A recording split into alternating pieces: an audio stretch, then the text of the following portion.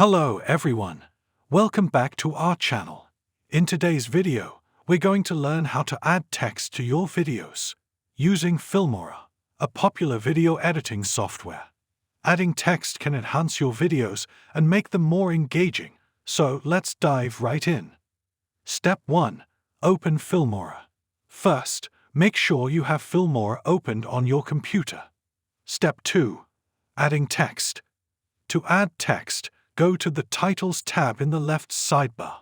Here, you'll find various text templates you can use. Let's select one by clicking on it. Step 3. Customizing text. A text box will start typing your text.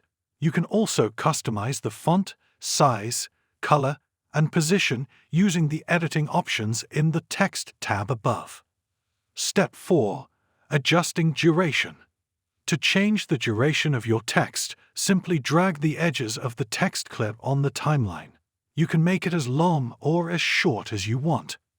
Congratulations, you have successfully added the text in your videos using Filmora. If you found this tutorial helpful, please give it a thumbs up and don't forget to subscribe to our channel for more video editing tips and tutorials. If you have any questions or need further assistance, feel free to leave a comment below. Thanks for watching.